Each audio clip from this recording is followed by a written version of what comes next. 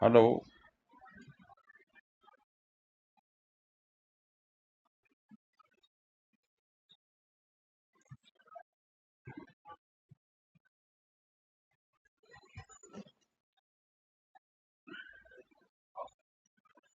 Hello, आता आवाज येतोय का?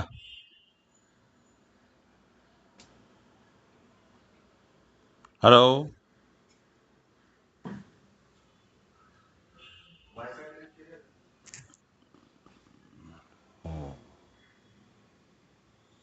वायफाय कनेक्ट आहे. अरे सोबत एक मिनिट रे.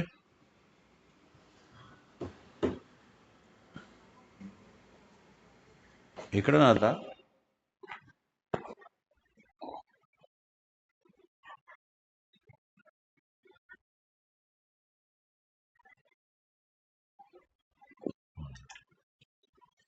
हा, आवाज येतोय मानसी?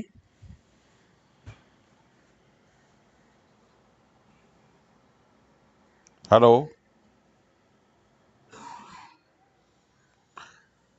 हॅलो मानसी.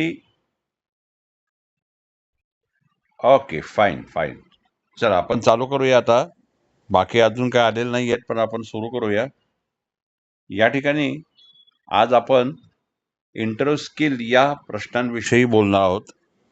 आणि या प्रश्नांमध्ये महेश, स्क्रीन दिसतेय का?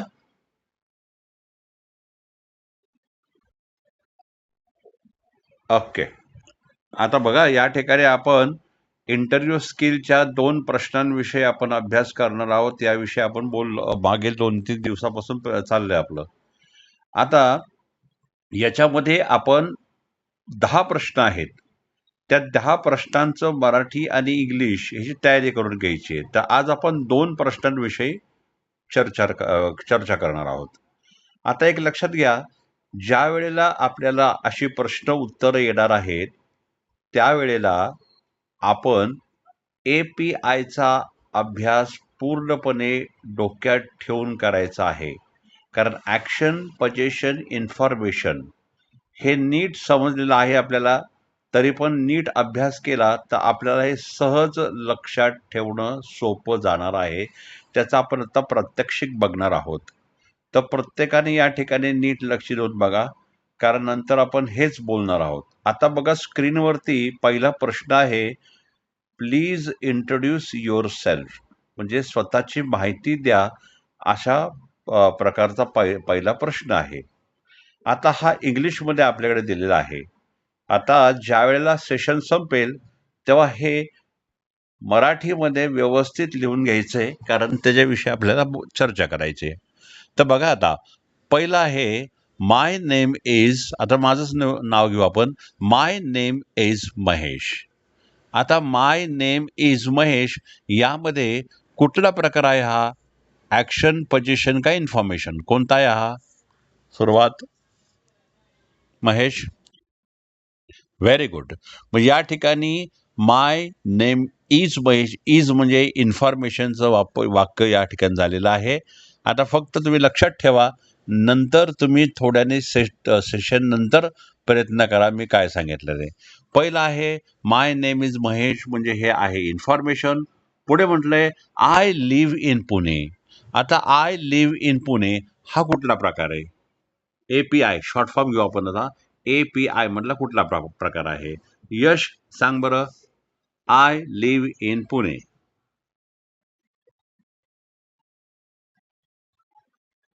कोण सांगताय? मानसी. ओके, तर हा इन्फॉर्मेशन नाहीये, कारण इथे आय नंतर डायरेक्ट लिव्ह म्हणजे क्रियापदाचा वापर झालेला आहे, आणि म्हणून हे ऍक्शन वालं वाक्य आहे. त्याच्यामुळे अशी गडबड होणार आहे. हा.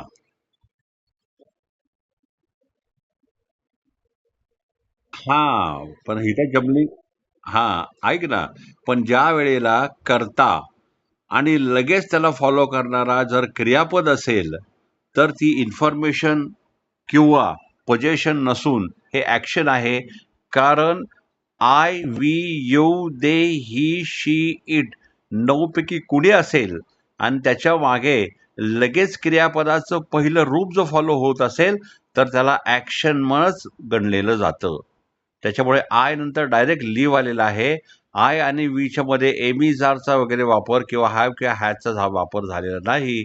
मग हे पोझिशन नाही किंवा इन्फॉर्मेशन नाही, तर हे ऍक्शन मध्ये गणले जातं. ओके महेश? या म्हणून हा दुसरा प्रकार. पहिला होता इन्फॉर्मेशन वाला, my name is Mahesh, is आलेला आहे म्हणून इन्फॉर्मेशन, आणि लगेच त्याच्या मागे म्हणलंय I live in Pune. Live in Pune म्हणजे आय नंतर डायरेक्ट लिव्ह म्हणजे कर्त्यानंतर क्रियापदाचा वापर झालाय म्हणून याची गणना ऍक्शन मध्ये केली जाते. म्हणजे दुसरा प्रकार जो आहे तो आहे ऍक्शन. त्यानंतर तिसरं वाक्य आहे I have completed my degree. आता या ठिकाणी I have completed my degree, तर या मानसी एपीआय मधला कुठला प्रकार आहे हा? I have. हा मानसी आहे का? मानसी आवाज येतोय का तुझा? बर, मग आता इथं वाक्य आहे I have completed my degree. हा प्रकार ऍक्शन, पोझिशन का इन्फॉर्मेशन आहे? काय वाटतं तुला?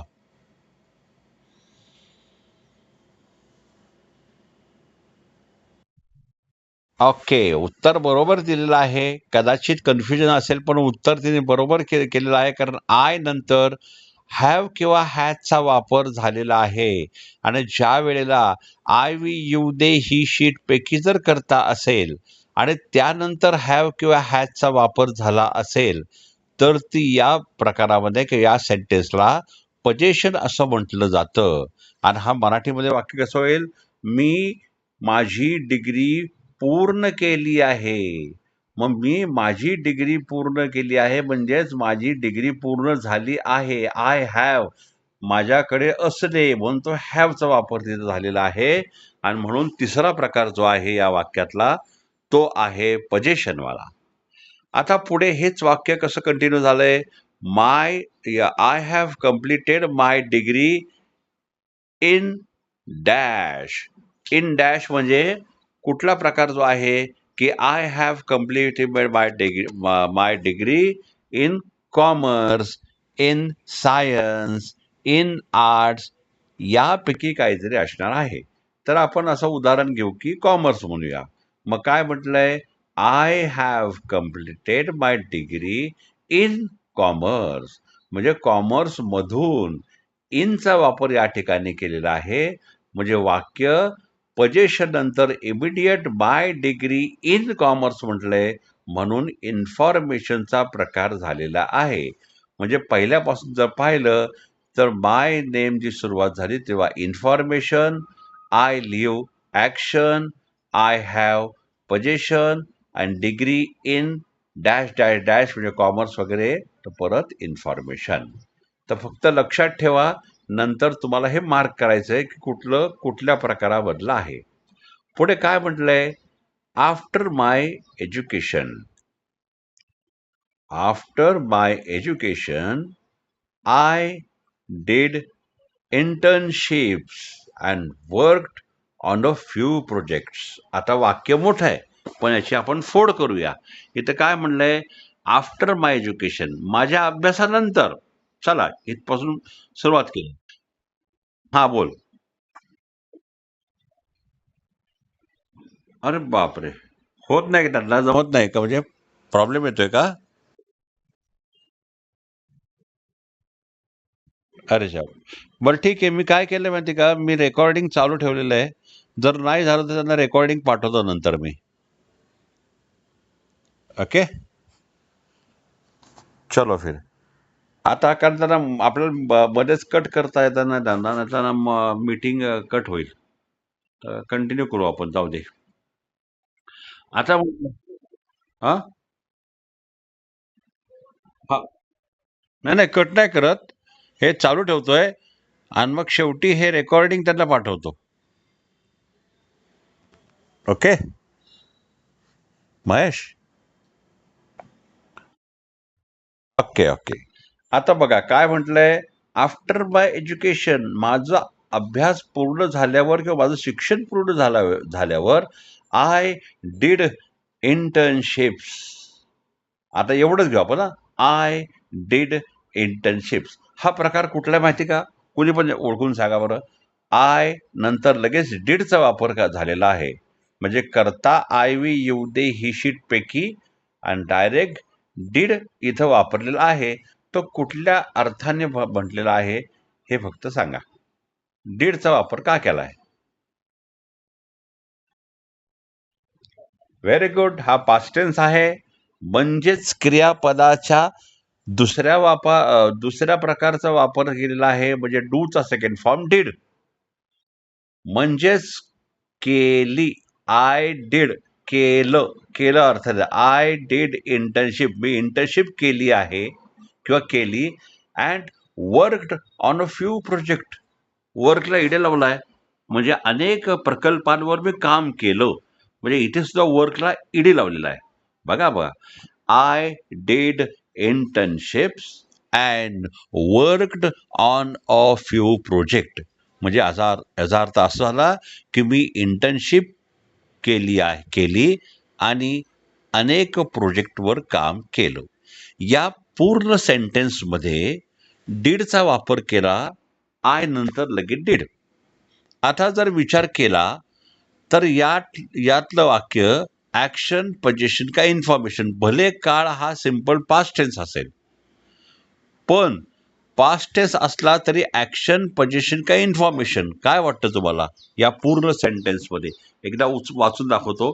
I did internships and worked on a few projects. हे पूर्ण एक वाक्य आहे. तर हे वाक्य ऍक्शनवाला आहे, पोझिशनवाला आहे का इन्फॉर्मेशनवाला आहे? काय वाटतं तिघांपैकी? इन्फॉर्मेशन. बरं, अजून कोणाला महेश काय वाटतं? वाक्य बघा, वाक्य रचना कशी आहे. आय नंतर लगेच डीड घेतला होता. आय डीड इंटर्नशिप्स अँड वर्कला इडा लावला, worked on a few project. त्याच्यामुळे दोन्ही वाक्य यातली जी आहे ही ऍक्शन, पोझिशन का इन्फॉर्मेशन कुठल्या प्रकारची आहेत? Yes, fantastic. या ठिकाणची दोन्हीही वाक्य ही ऍक्शनवाली आहेत, कारण हा काळ साधा भूतकाळ आहे आणि कर्त्यानंतर लगेच क्रियापदाच्या दुसऱ्या रूपाचा वापर झालेला आहे, म्हणून हे ऍक्शनवालं वाक्य आहे. इथे इन्फॉर्मेशन किंवा पोझिशनवालं वाक्य नाही. फक्त या पॅसेजमध्ये पहिली एक ओळ भूतकाळासाठी आहे, नंतर काळ बदलेल. म्हणजे पहिल्यापासून जर पाहिलं तर कसं म्हटलंय बघा, माय नेम इज महेश, माझं नाव महेश आहे. Simple present tense. Information, I live in Pune, मी पुण्यात राहतो. परत ऍक्शनवालं, I have completed my degree, मी माझी डिग्री पूर्ण केली आहे. पूर्ण वर्तमान काळ जरी असला तर आय नंतर हॅवचा वापर झाला, म्हणजेच इथे पोझिशनचं वाक्य दिसतंय आणि वाक्य म्हटलंय I have completed my degree in commerce, म्हणजे कॉमर्समधून मी माझी डिग्री पूर्ण केली आहे. भले हे वाक्य पूर्ण वर्तमान काळातलं असलं तरी ऍक्शन, पोझिशन, इन्फॉर्मेशन हा मेन मुद्दा इथं दिसतोय आणि तो आपल्याला दिसतोय.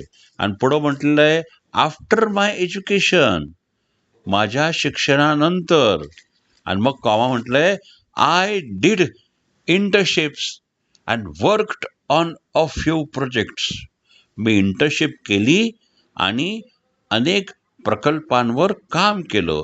ही दोन्हीही वाक्य एकच प्रकारचे आहेत, सिंपल प्रेझेंट टेन्सवाली. यामध्ये सिंपल पास्ट टेन्सवाली, पण दोन्हीही वाक्य ऍक्शनवाली आहे. म्हणजे जर मोजली तर किती झाली? पहिलं आहे इन्फॉर्मेशन, दुसरं आहे ऍक्शन, तिसरं आहे पोझिशन, डिग्री इन इन्फॉर्मेशन, आणि मग I did internship and work on a few project, हे ऍक्शनवालं. म्हणजे दोन वाक्य ऍक्शनवाली. हे मी तुम्हाला वाटल्यास रेडीमेड क्लास नंतर पाठवतो की कुठली कुठल्या प्रकारामध्ये आलेली आहेत, मग तुम्हाला सोपं जाईल अजून. पुढे फुलस्टॉप नंतर म्हटलंय आय एन्जॉय रीडिंग. आता I enjoy reading, comma, learning new things and working in a team. आता हे कुठल्या प्रकारचं वाक्य आहे एवढं फक्त सांगा. पहिलं वाक्य आहे आय एन्जॉय रीडिंग. म्हणजे एन्जॉय हा आय नंतर लगे एन्जॉय या पहिल्या क्रियापदाचा वापर झालेला आहे. त्याच्यामुळं हा कुठला प्रकार वाटतो तुम्हाला सांगा बरं. ऍक्शन, पोझिशन का इन्फॉर्मेशन? बघा, क्रियापदाचा वापर झालाय कर्त्यानंतर. आय वी येऊ दे प्लुरल नाव नंतर डायरेक्ट क्रियापदाचा पहिला वापर आहे. म्हणजे वाक्य ऍक्शन, पोझिशन का इन्फॉर्मेशन? सांगा. Very good. म्हणजे तुझ्या लक्षात आलेलं आहे की ज्या वेळेला कर्त्यानंतर लगेच क्रियापदाच्या पहिल्या रूपाचा वापर होतो तर ते 100% हे सिंपल प्रेझेंट टेन्स वाला वाक्य असतं, ते ऍक्शन वाला असतं. पण तू बरोबर सांगितलंय. आय एन्जॉय अनंतर रीडिंग म्हणलंय, कॉमा, लर्निंग म्हणलंय, new things and working in a team. म्हणजे काय म्हटलंय? मला आवडतं, म्हणजे मला मजा येते किंवा मला आवडतं. काय आवडतं? तर मला वाचायला, रीडिंग, लर्निंग न्यू थिंग्स, नवीन गोष्टी शिकायला, and working in a team, आणि टीम वन करायला मला आवडतं. मग आवडतं हे क्रियापद घेऊन बाकी या सगळ्या वाक्यांचा वापर केलेला आहे. म्हणजे बघा, इथे तुम्हाला वाक्य आहे आय नंतर लगे एन्जॉय, म्हणजे ऍक्शनवालं वाक्य होतं. आता फुल स्टॉप नंतर म्हटलंय आय एम डिसिप्लिन्ड. आता आय नंतर एम आलाय आणि पुढे डिसिप्लिन्ड म्हणलेलं आहे. तर मग ऍक्शन, पोझिशन, इन्फॉर्मेशन म्हणजे कुठल्या प्रकारचा झालं वाक्य? येस, शबाश. म्हणजे ही कन्सेप्ट लक्षात आली. आय नंतर एम आणि मग डिसिप्लिन्ड, म्हणजे मी शिस्तबद्ध आहे असं म्हटलेलं आहे, म्हणून हे इन्फॉर्मेशन वालं वाक्य आहे. पुढं काय म्हटलं? पुढं continue I am disciplined, comma, responsible, जबाबदार, and always ready to learn, आणि नेहमी शिकण्यास उत्सुक असा व्यक्ती आहे.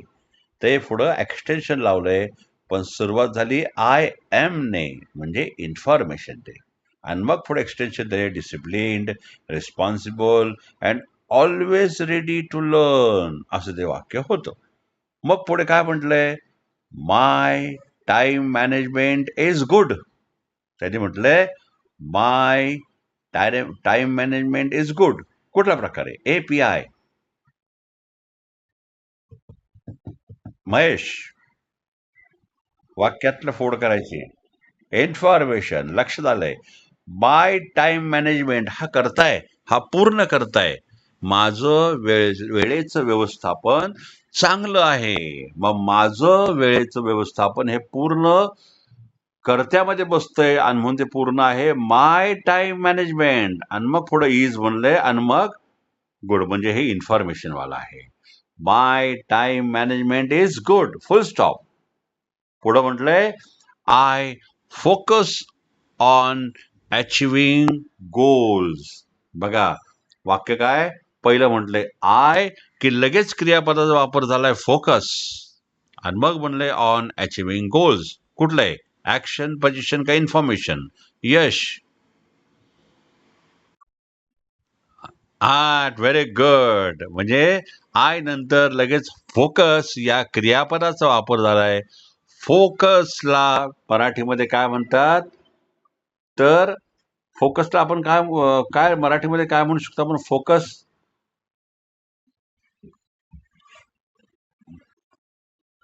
फोकस, फोकस, हा, एक लक्ष, एक लक्ष, बरोबर म्हणता येईल. एक लक्ष, एक लक्ष म्हणजे फोकस. एखाद्या गोष्टीवरती फोकस असणे म्हणजे एक लक्ष देणे. तर हे क्रियापद आहे फोकस, म्हणजे हे ऍक्शनवालं वाक्य आहे.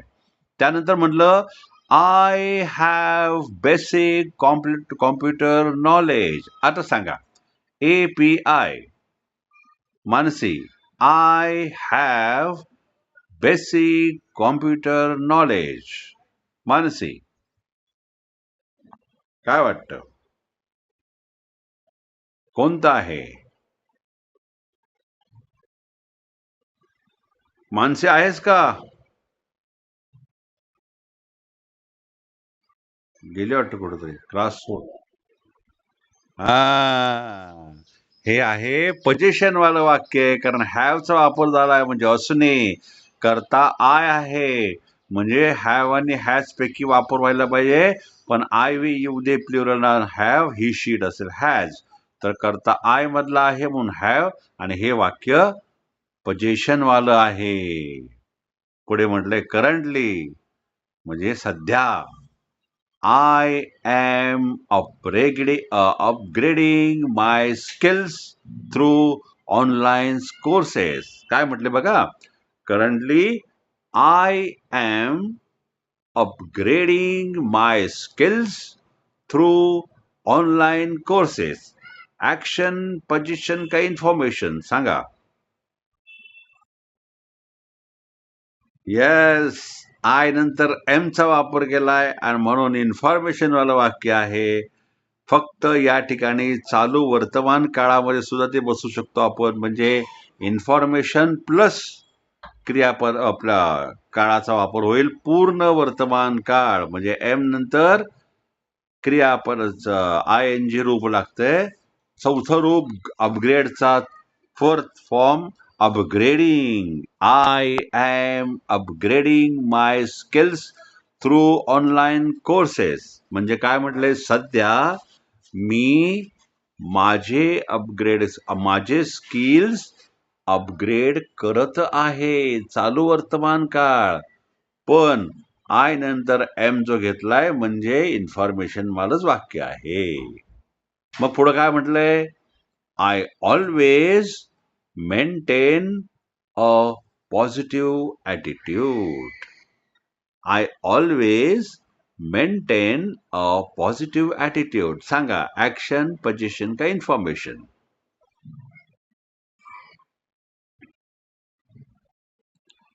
बोला महेश. महेश, बरोबर बरोबर, अगदी बरोबर. कारण आय ऑलवेज, ऑलवेज म्हणजे नेहमी, आणि त्यानंतर मेंटेन या वर क्रियापदाचा वापर केलेला आहे, पण डायरेक्ट डोळे झाकून हे ऍक्शन वालं आहे. I always maintain a positive attitude. मी नेहमी सकारात्मक दृष्टिकोन ठेवतो. ठेवतो ऍक्शन वालं वाक्य आहे. त्यांचं म्हणलं, my dream is to work in a good organisation. Action, position, information. Yash, come on. Yash कुठे गेला? आवाज येतोय का महेश? हा, नाही येत का? बर बर, सांग. Action, position, information. My dream is to go work in a good organisation. Information, very good, fantastic. And grow along with it. आता शेवटचं वाक्य आहे ऍक्शन, पोझिशन का information? And grow along with it. या जोडीला स्वतःला वाढवणे. तर मग काय वाक्य शेवटचं आहे? ऍक्शन, पोझिशन का इन्फॉर्मेशन? ऍक्शन. Very good. म्हणजे या पूर्ण पॅराग्राफ मध्ये तुम्हाला ओळखायचंय की ऍक्शन, पोझिशन का इन्फॉर्मेशन मधला कुठला तरी एक पार्ट असणारच असणार आहे. मग भले काळ पूर्ण वर्तमान काळ असेल, साधा भूतकाळ असेल, कुठलाही काळ असेल, पण यामध्ये ऍक्शन, पोझिशन, इन्फॉर्मेशन पैकी एक काहीतरी असतंच असतं, हे तुमच्या लक्षात आलेलं आहे. आणि म्हणून तुम्ही जेव्हा हे वाक्य आता मराठीमध्ये ट्रान्सलेट कराल, जे तुमच्या स्क्रीनवरती दिसतंय, हे तुम्हाला मराठीमध्ये ट्रान्सलेट करायचंय आणि बरोबर समोर मार्क करायचंय. एक वाक्य संपलं की पुढे हे ॲक्शन आहे, पोझिशन आहे, काय इन्फॉर्मेशन आहे, हे शॉर्टमध्ये मार्क करायचंय. त्याचं एक उदाहरण देतो. फॉर एक्झाम्पल तुम्ही कसं लिहिणार? माय नेम इज महेश. मग तो कुठला भाग आहे? इन्फॉर्मेशनवाला. मग गोल करायचा छोटासा आणि लिहिणार आय. मग पुन्हा लिहिणार आय लिव्ह इन पुणे. हे ॲक्शनवालं वाक्य आहे. मग लगेच कुठेतरी छोटासा गोल करून तिथे लिहिणार ए फॉर ॲक्शन. तिसरं वाक्य I have completed my degree. मग इथे आय हॅवचा वापर झालाय म्हणजे पोझिशनवालं वाक्य आहे. मग माय डिग्रीच्या तिथे कुठेतरी गोल करून पी लिहायचं आहे आणि पुढं कंटिन्यू करायचं आहे इन सायन्स असेल, आर्ट्स असेल किंवा कॉमर्स असेल. मग आपण कॉमर्स म्हणू. मग इन कॉमर्स म्हणजे इन्फॉर्मेशन आहे. म्हणजे एका वाक्यामध्ये दोन माहिती होणार, एक ॲक्शनवाली आणि एक इन्फॉर्मेशनवाली. मग पुढं म्हणणार आफ्टर माय एज्युकेशन. माझं शिक्षण झाल्यावर कॉमा. मग म्हणलंय आय डीड इंटर्नशिप. मग इथं डीडचा वापर झाला. जसे कर्त्यानंतर डायरेक्ट क्रियापदाच्या दुसऱ्या रूपाचा वापर झाला म्हणजे सिंपल पास्ट टेन्स आहे. पण हे ॲक्शनवालं वाक्य आहे, हे पण तेवढं सत्य आहे. मग लगेच गोल करायचं आहे तिथेच पुढे आणि ॲक्शन असं नमूद करायचं आहे. पुढे लिहायचंय and worked and work on a few project. मग वर्कला ईडी लावलाय म्हणजे परत हे ॲक्शनवालं वाक्य आहे. मग परत तिथे कुठेतरी गोल करायचा आहे आणि वर्कच्या तिथे ए फॉर ॲक्शन.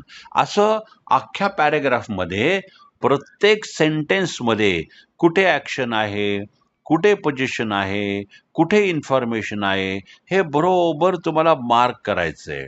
आणि मार्क केल्यानंतर हे जे इंग्लिशमध्ये जे पॅरेग्राफ दिलेला आहे किंवा जो सेंटेन्स आहे एक पूर्ण पॅसेज म्हणू आपण, तर ते तुम्हाला मराठीमध्ये ट्रान्सलेट करायचं आहे. आणि मग जेव्हा आपण उद्या भेटू त्यावेळेला तुम्ही मराठीत बघता बघता इंग्लिशमध्ये बोलायचं आहे. कारण आपण खाली ते नमूद करणार आहोत हे ॲक्शनमधलं आहे, पोझिशन मला आहे का इन्फॉर्मेशनमधलं आहे, ते बघत बघत तुम्हाला मराठी वाक्य सहज बोलता येणार आहेत. पण पहिल्यांदा हे जे पॅरेग्राफ आहेत हा लिहायचा आहे तुम्हाला वहीमध्ये. आणि लिहिताना कुठे ॲक्शन आहे, कुठे पोझिशन आहे आणि कुठे इन्फॉर्मेशन आहे हे नमूद करायचं आहे. ओके. आता आपण जाऊया पुढच्या पॅरेग्राफ. हा पहिला प्रश्न होता प्लीज इंट्रोड्यूस युअर सेल्फ. हे एकदा वाचून घेतो, नीट ऐका, मग पुढचं घेतो. My name is Mahesh. I live in Pune. I have completed my degree in commerce. After my education, I did internships and worked on a few projects. I enjoy reading, learning, and new things. And I enjoy reading, learning new things, and working in a team. I am disciplined, responsible, and always ready to learn. My time management is good. I focus on achieving goals. I have basic computer knowledge. Currently, I am upgrading my skills through online courses. I always maintain a positive attitude. My dream is to work in a good organization and grow along with it. असा हा पहिला प्रश्न त्याचं उत्तर. आणि हे API मध्ये आपण आता बरोबर हे करून घेतलं, ओळखून घेतलेलं आहे. कसं कुठं ए कुठं बी, पी कुठं आय, API तो मार्क करायचा तुम्हाला आता. आणि मग ते मराठीमध्ये लिहायचं आहे म्हणजे आपल्याला उद्या क्लासमध्ये मराठी बघता बघता इंग्लिश बोलायचं आहे. Okay fine. आता मी येतो पुढच्या भागाकडे. 1 मिनिट, 1 मिनिट.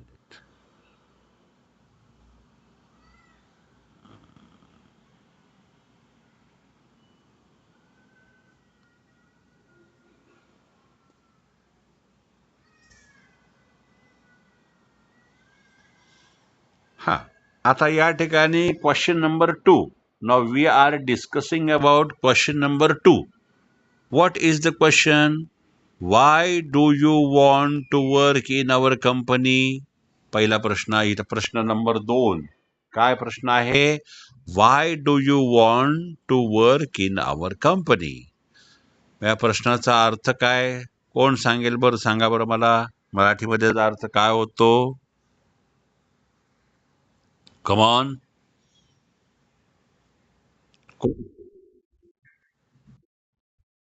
हा, तुम्हाला आमच्या कंपनीमध्ये का काम करायचंय किंवा तुम्हाला आमच्या कंपनीत का काम करण्याची इच्छा आहे. वॉन्ट इथं काय म्हटलंय? Why do you want to work in our company? Want म्हणजे एखाद्या गोष्टी इच्छा असणे किंवा पाहिजे असणे म्हणून वॉन्टचा वापर झालेला आहे इथे. आता आन्सर काय बघा, इथं आपल्याला API बघा सारखंच ओळखून घ्यायचंय. आता तुमच्या चांगलं लक्षात आलेलं आहे. मी तुम्हाला एक सेंटेन्स वाचून दाखवणार, त्यातला API तुम्ही ओळखायचा आहे आणि मग तुम्ही होमवर्कला ते मराठीमध्ये ट्रान्सलेट करायचं आहे. पहिल्यांदा इंग्लिश आणि मग मराठी. तर मी वाचतोय, नीट ओळखा. आन्सरमध्ये म्हटलंय, your company is a reputed and fast growing organisation. या ठिकाणी ॲक्शन, पोझिशन, इन्फॉर्मेशन भाग कुठला आणि कसा? कोण सांगेल? युअर कंपनी हा करता आहे, त्यानंतर direct is a reputed and fast growing organisation म्हटलंय, तर मग हा भाग ॲक्शन, पोझिशन का इन्फॉर्मेशन? कोण सांगू शकतंय? इन्फॉर्मेशन. Very good. म्हणजे आता तुमच्या बऱ्यापैकी लक्षात आलंय की भाग ओळखायचा कसा. एम इज आर पैकी वापर झालेला आहे आणि करता साध्या वर्तमान काळातला आहे, म्हणजे डोळे झाकून हा इन्फॉर्मेशन वाला आहे. Very good. त्यानंतर पुढे म्हटलेलं आहे, वर्किंग हिअर वुड अलाव मी. बघा, working here would allow me to learn new skills and apply my knowledge to strengthen the company. बघा, वाक्य मोठं आहे, तर तुम्हाला नीट लक्षात आणायचंय की कशा प्रकारे भाग इथे ओळखायचा आहे तो. सुरुवात काय म्हटलंय? वर्किंग हिअर आणि डायरेक्ट वापर झालेला आहे वुड. वाक्य रचना बघा, working here would allow me to learn new skills and apply my knowledge to strengthen the company. आता या ठिकाणी सुरुवात झालेली आहे वर्किंग हिअर या वाक्याने आणि डायरेक्ट क्रियापदाच्या पहिल्या रूपाचा वापर झालेला आहे म्हणजे वुड. आता हा वुडचा अभ्यास अजून तुमचा पूर्ण तिथपर्यंत आपला पोहोचलेला नाहीये, म्हणजे आपले 12 काळ झालेत. त्यानंतर हे वूड, शूड, कुड हे तुमचं अजून व्हायचं आहे, त्यामुळे मी आता सांगेन. वूडचा वापर म्हणजे क्रियापदाचा पहिला रूप, ज्याला वूड म्हणतात, आणि त्याचा अर्थ असतो की करणे, असणे किंवा मला इथे करायला आवडेल या अर्थाने हा वूडचा वापर आलेला आहे. म्हणजे मीच तुम्हाला सांगेन इथे की हे वाक्य रचना वूड म्हणजे क्रियापदाच्या पहिल्या रूपाचा वापर झालेला आहे, म्हणजे हे ॲक्शनवालं वाक्य आहे. फक्त हे वाक्य जरा मोठं असल्यामुळे तुम्हाला कन्फ्युजन होऊ शकतं. हे आपण थोडंसं मराठीमध्ये ट्रान्सलेट करूया. काय म्हणू आपण बघा, वर्किंग हिअर वुड अलाव मी म्हणजे इथे काम करत असताना अलाव मी म्हणजे मला संमती देईल किंवा मला अपेक्षित असेल टू लर्न न्यू स्किल्स, नवीन कौशल्य शिकण्यासाठी आणि अप्लाय माय नॉलेज आणि माझं ज्ञान इथे वापरण्यासाठी. कायसाठी? तर टू स्ट्रेंथन माय कंपनी, म्हणजे कंपनीमध्ये काम करत असताना माझं कौशल्य वापरून मी माझी स्ट्रेंथ या ठिकाणी वापरणार आहे, असं या ठिकाणी अपेक्षित वाक्य आहे. फक्त वाक्य रचना जी छोटी आहे ही मोठी आहे, ही काही समजून घ्यायची. Working here allow me to learn. आता इथे छोटे छोटे फोड करून आपल्याला हे वाक्य रचना करायची. आता ही ऍक्च्युली आपण जेव्हा क्लासमध्ये जाऊ ना उद्या, तेव्हा मी तुम्हाला हे मोठं वाक्य छोट्या याच्यात कसं करता येईल ते दाखवतो. हे वाक्य थोडंसं तुम्हाला सोप्या पद्धतीने आणि छोटं कसं करता हे मी दाखवेल. ते पुढे कंटिन्यू करू. Working here would allow me to learn new things and apply my knowledge to strengthen the company. पुढे म्हटलंय your work culture and focus on employ development attract me. आता बघा वाक्य रचना शेवटच्या वाक्याला कळतच नाही, शेवटी कळतंय आपल्याला. Your work culture and focus on employee development attract me. म्हणजे अट्रॅक्ट या क्रियापदाचा वापर केलाय शेवटी, एकदम आकर्षित करणे असं क्रियापदाच्या पहिल्या रूपाचा वापर झालेला दिसतो शेवटी. म्हणजे हे वाक्य असं आहे की अट्रॅक्ट मी म्हणजे मला आकर्षित करतं, हे आपण शेवटी बघितलेलं बघा. खरं तर क्रियापदाच्या पहिल्या रूपाचा वापर I, we, you, they, he, she, it, singular plural noun पैकी कोणतरी असतं, मग लगेच तुम्हाला क्रियापदाच्या पहिल्या रूपाचा वापर केलेला दिसतो. पण ह्या वाक्यामध्ये तुम्हाला अपवादात्मक दिसतं की वाक्याच्या शेवटी क्रियापदाचा वापर केलेला आहे. काय ठिकाणी? या ठिकाणी आपल्याला अपवाद बघायला मिळतात. म्हणजे बघा, your work culture and focus on employee development attract me. म्हणजे तुमचं कामाची पद्धत, तुमचं कामगारांवरचं लक्ष, केंद्रित लक्ष हे मला आकर्षित करतं. आकर्षित करतं म्हणजे API मधला ऍक्शन आहे या ठिकाणी, पण वाक्याच्या शेवटी त्या ऍक्शनचा वापर झालेला दिसतो. आता 99% आपल्याला दिसतं I, we, you, they, he, she, it, singular plural कोणतरी करता असतो आणि लगेच इमिडिएट क्रियापदाच्या पहिल्या रूपाचा वापर झालेला दिसतो. पण अपवादात्मक वाक्य दिसते की आपल्याला अट्रॅक्ट मी हे वाक्याच्या शेवटी आलेलं आहे.